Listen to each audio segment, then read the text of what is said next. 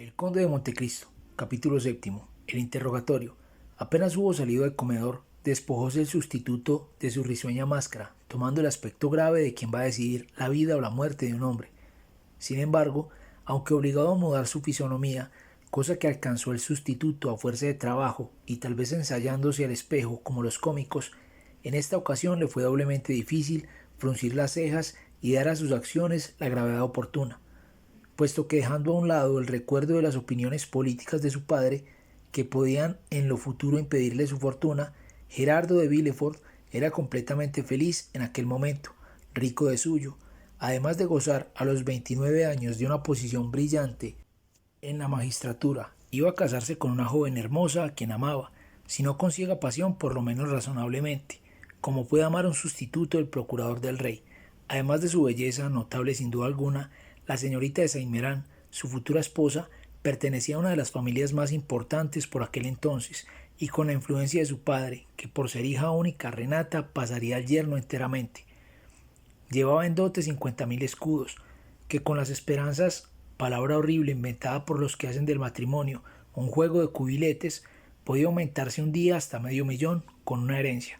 Todos estos elementos reunidos componían pues para Villefort una suma increíble de felicidad, de tal manera que le faltaba poco para escupir al sol. El comisario de policía le esperaba a la puerta. La vista de este hombre hízole caer de su cielo a nuestro mundo material. Reformó su semblante de la manera que hemos dicho y acercándose al oficial de justicia. «Ya me tenéis aquí», le dijo. «He leído vuestra carta. Hicisteis bien al prender a ese hombre. Referidme ahora cuanto sepáis de él y de su conspiración». «De la conspiración, señor, no sabemos nada todavía. En un legado sellado tenéis sobre vuestro bufete cuantos papeles le hemos encontrado. Del preso tan solo podré deciros que, según reza la carta que habéis visto, es un tal Edmundo Dantes, segundo del faraón, bergantín propio de la casa Morrel, que hace el comercio de algodón con Alejandría y Esmirna. Antes de pertenecer a la marina mercante, había servido quizás en la de guerra. No, señor, si es muy joven. ¿Qué edad tiene? 19 o 20 años a lo sumo. En este momento llegaba Villefort con el comisario a la parte de la calle grande en que desemboca la de los consejos. Un hombre que estaba como esperándole salió a su encuentro. Era el señor Morrel. «Ah, señor de Villefort», exclamó el buen hombre al ver al sustituto. «Gracias a Dios que os encuentro. Sabed que acaba de cometerse la más escandalosa, la más terrible arbitrariedad. Acaban de prender al segundo de mi faraón, al joven Edmundo Dantes». «Ya lo sé, caballero», respondió Villefort, «y ahora voy a tomarle declaración». «Oh, caballero», prosiguió el naviero, llevando de su amistad hacia el joven, «vos no conocéis al acusado, yo sí, yo le conozco. Es el hombre más honrado y digno, y aún diré más entendido en su oficio que haya en toda la marina mercante. Oh, señor de Villefort, os lo recomiendo encarecidamente». Como ya habrán comprendido los lectores, pertenecía Villefort al partido noble de la ciudad y Morrel al plebeyo, con lo que el primero era ultrarrealista y el segundo se le tildaba de bonapartista. Miró Villefort desdeñosamente a Morrel y le dijo con frialdad: «Debéis comprender, caballero, que puede un hombre ser amable en su vida privada, honrado en sus relaciones comerciales, y ser sin embargo un gran culpable en política. ¿Lo comprendéis así, no es verdad?». Y recalcó el magistrado estas últimas palabras como queriéndolas aplicar al armador, mientras con su mirada escrutadora penetraba al fondo del corazón de aquel hombre, que se atrevía a interceder por otro, necesitando el mismo de indulgencia. Morrel se sonrojó, porque en punto a cosas políticas no tenía muy limpia la conciencia, y porque no se le apartaba de la memoria lo que Edmundo le había dicho en su entrevista con el gran mariscal y de las palabras del emperador. Sin embargo, añadió con el interés más vivo: «Suplico, señor de Villefort, que justo como debéis de serlo, y bondadoso como sois, nos devolváis pronto al pobre Dantes». «Este nos devolváis», resonó revolucionariamente en los oídos del sustituto. «Vaya, vaya», murmuró por su capote. «Nos devolváis. Si estará afiliado este Dantes en alguna sociedad secreta, cuando su protector usa sencillamente de la fórmula colectiva. Creo que el comisario dice que le prendió en una taberna en medio de mucha gente. Esto merece la pena de pensarlo seriamente». Luego añadió en voz alta: «Podéis, caballero, estar tranquilo. que no en vano apeláis a mi justicia si el preso es inocente, pero si es culpable, me veré obligado a cumplir con mi obligación, pues en las circunstancias difíciles y azarosas en que nos hallamos, sería la impunidad muy mal ejemplo. Y habiendo llegado Villefort a la puerta de su casa, inmediatamente al Palacio de Justicia, entró en ella majestuosamente, después de saludar con mucha ceremonia al desdichado naviero, que se quedó como petrificado. Estaba llena la antecámara de gendarmes y agentes de policía, y entre ellos el preso, de pie, inmóvil y tranquilo, aunque todos le miraban con expresión rencorosa. Atravesó Villefort la antecámara mirando a Dantes de reojo, y después de recibir un legajo de manos de un agente, desapareció diciendo: «Que conduzcan aquí al preso». Por rápida que fuese aquella mirada, bastó a Villefort para formarse una idea del hombre a quien iba a interrogar. En aquella frente despejada y ancha había adivinado la inteligencia, el valor en aquellos ojos fijos y aquel fruncido entrecejo, y la franqueza en aquellos labios gruesos y entreabiertos, que dejaban ver sus dientes blancos como el marfil. La primera impresión había sido favorable a Dantes, pero como Villefort había oído asegurar muchas veces como máxima de profunda política que es bueno desconfiar de nuestro primer impulso, aplicó a la ocasión la máxima, sin tener en cuenta la diferencia que va del impulso a la impresión. Por lo tanto, ahogó los sanos instintos que se despertaban en su corazón, compuso al espejo su fisonomía, como para caso tan grave y sombrío y amenazador, sentóse delante de su bufete. Un instante después entró Edmundo, que estaba muy pálido, aunque tranquilo y sonriendo. Saludó a su juez con cortés desembarazo y se puso a buscar con los ojos una silla como si estuviese en casa de su armador. Entonces sus ojos tropezaron con la mirada impasible de Villefort, con aquella impasible mirada propia de los hombres de mundo, sin transparencia, y esto hizo que el pobre joven reconociese cuál era su verdadera situación. «¿Quién sois y cómo os llamáis?», le preguntó Villefort, hojeando las notas que recibiera de la gente al entrar, notas que en una hora habían alcanzado más que mediano volumen. Tanto obra la corrupción de los espías en esto de prisiones. «Me llamo Edmundo Dantes», respondió el joven con voz sonora y tranquila. «Soy segundo del Faraón, buque perteneciente a los señores Morrel e hijos». «¿Vuestra edad?». «19 años», respondió Dantes. «¿Qué hacéis cuando os prendieron?». «Hallábame en la comida de mi boda». «Señor», repuso el joven con voz literalmente conmovida, por el contraste que hacía aquel recuerdo con su situación, y el sombrío rostro del sustituto con la hermosa figura de Mercedes. «¿Comida de boda?», repitió Villefort, estremeciéndose a pesar suyo. «Sí, señor, voy a casarme pronto con una mujer a quien amo hace 3 años». A pesar de su ordinario estoicismo, conmovió a Villefort esta coincidencia, que junto con la voz melancólica de Dantes despertaba en el fondo de su alma una dulce simpatía. Él también, como aquel joven, se casaba, él también era dichoso, y fueron a turbar su dicha para que él turbara a su vez la de aquel joven. Esta homogeneidad filosófica, pensó interiormente, sorprenderá mucho a los convidados cuando yo vuelva a casa de Saint-Méran. Enseguida, mientras Dantes esperaba que siguiese el interrogatorio, se puso a componer en su imaginación el discurso que debía de pronunciar, lleno de antítesis sorprendentes y de esas frases pretenciosas que tal vez son tenidas por la verdadera elocuencia. Terminada en su mente la elocuente perorata, sonrió Villefort, seguro de su éxito y encarándose con Dantes. «Proseguid», le dijo. «¿Qué queréis que diga?». «Todo aquello que pueda ilustrar a la justicia». «Dígame, ¿la justicia en qué quiere que la ilustre?». «Obedeceré de todo en todo, aunque le prevengo», añadió con una sonrisa, «que cuanto puedo decir es de poca monta. ¿Habéis servido bajo el mando del usurpador?». «Su caída estorbó que me viese incorporado a la marina de guerra». «Dicen que vuestras opiniones políticas son exageradas», prosiguió Villefort, que aunque nada sabía de esto, quiso darlo por seguro porque le sirviera de añagaza. «¿Yo opiniones políticas, señor?». «Ah, casi me da vergüenza al decirlo, pero nunca he tenido opinión.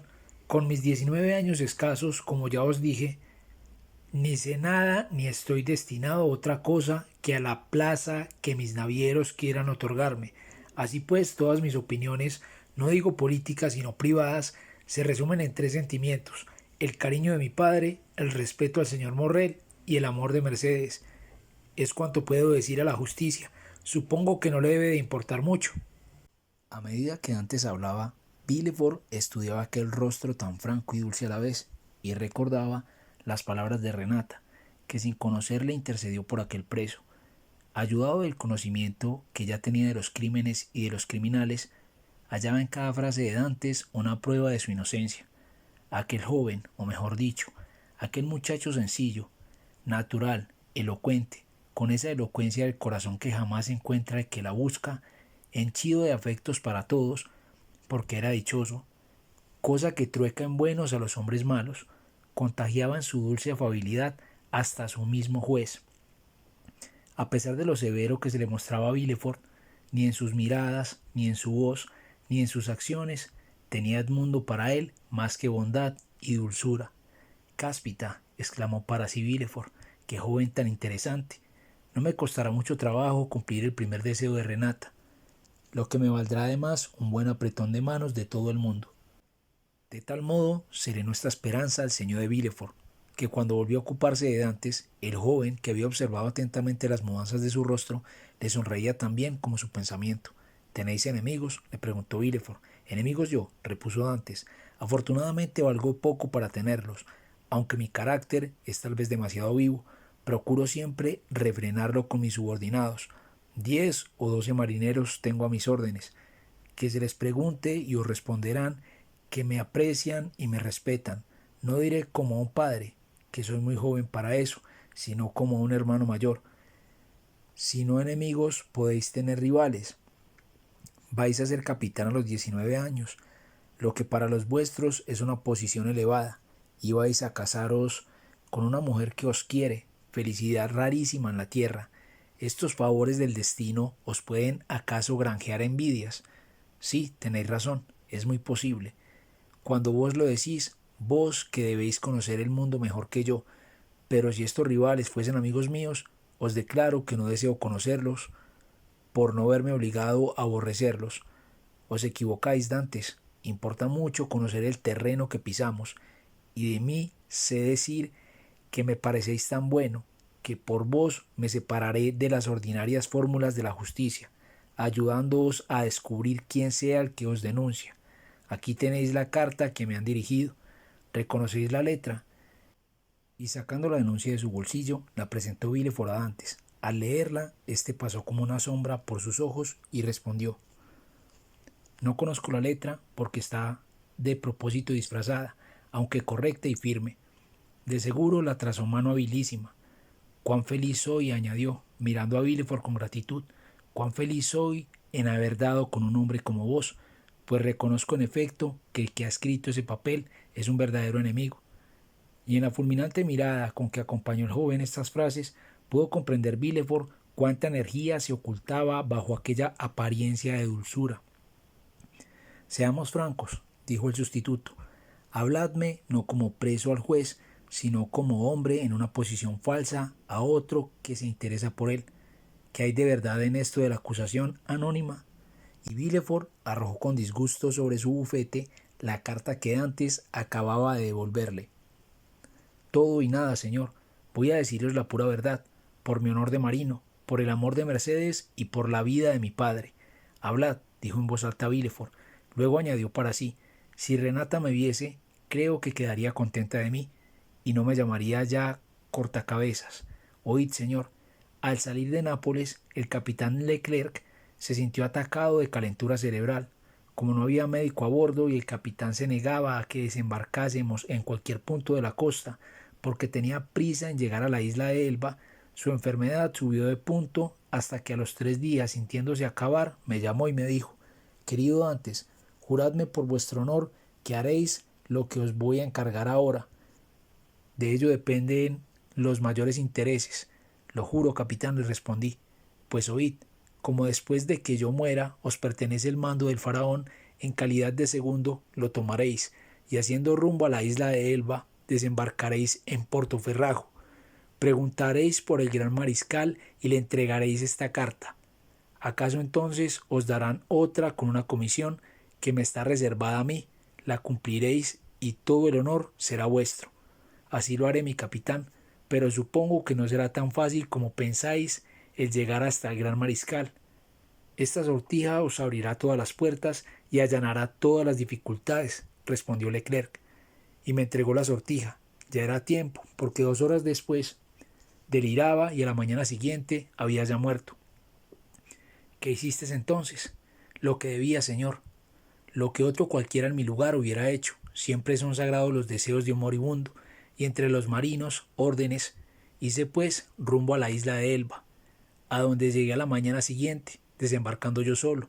Después de mandar que nadie se moviese, conforme había previsto, se me presentaron algunas dificultades para ver al gran mariscal, pero todas las allanó la sortija.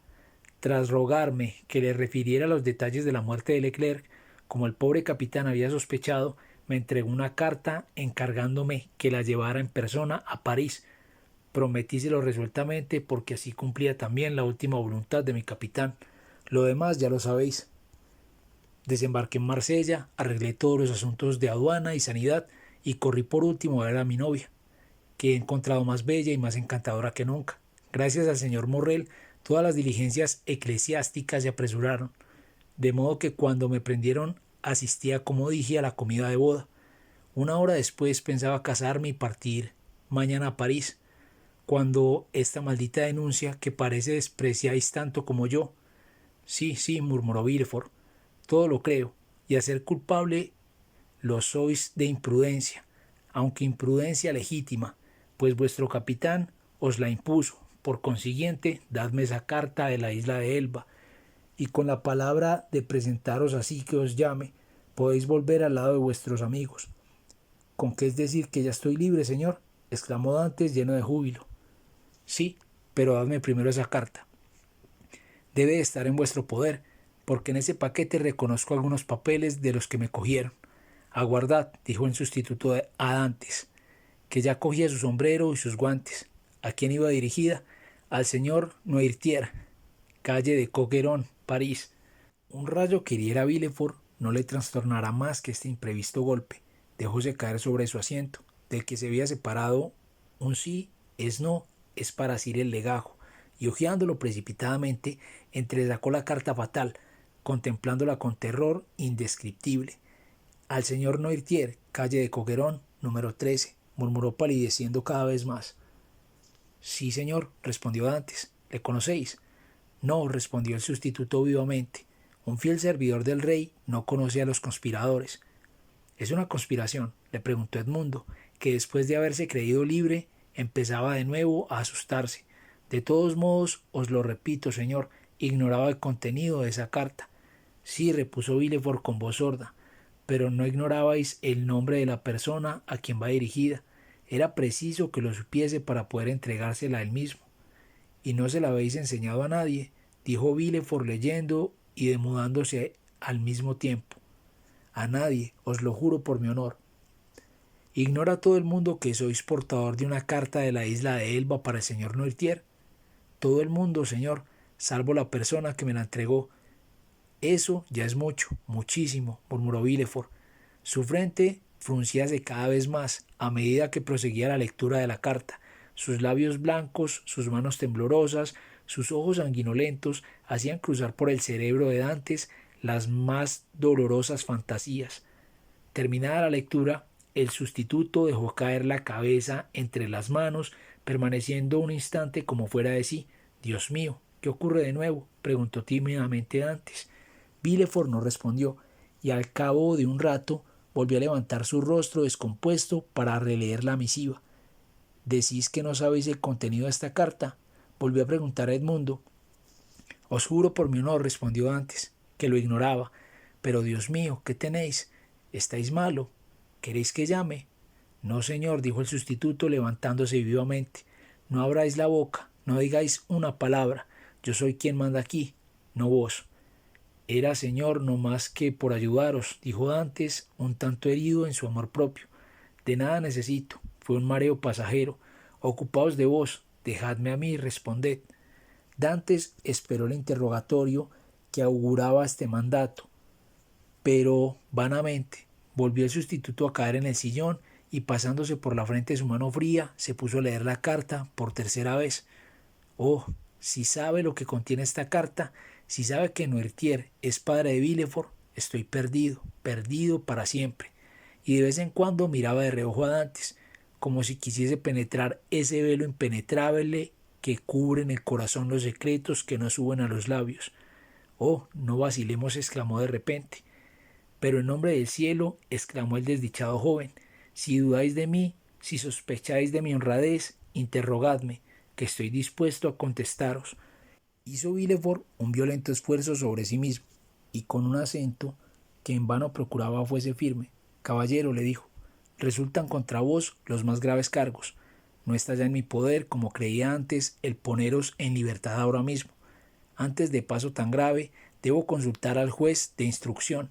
Mientras tanto, ya habéis visto de qué manera os traté». «Oh, sí, señor», exclamó Dantes, «y os lo agradezco en el alma, que habéis sido para mí más un amigo que un juez. Pues amigo, voy a teneros preso algún tiempo todavía, lo menos que pueda. El principal cargo que existe contra vos es esta carta, y ahora veréis». Villefort se acercó a la chimenea y arrojó la carta al fuego, sin apartarse de allí hasta verla convertida en cenizas. «Mirad, ya no existe». «Oh, señor», exclamó Dantes, «no sois la justicia, sois la providencia». «Escuchadme», prosiguió Villefort, «con lo que acabo de hacer me parece que confiaréis en mí, ¿no es verdad?». «Oh, señor, mandad y seréis obedecido». «No», dijo Villefort, aproximándose al joven, «no son órdenes lo que quiero daros, sino consejos». «Pues bien, los miraré como si fueran órdenes. Hasta la noche os tendré aquí en el Palacio de Justicia. Si otra persona viniese a interrogaros, decidle todo lo que me habéis dicho, excepto lo de la carta. Os lo prometo, señor». Era como si el juez rogase y el preso concediese.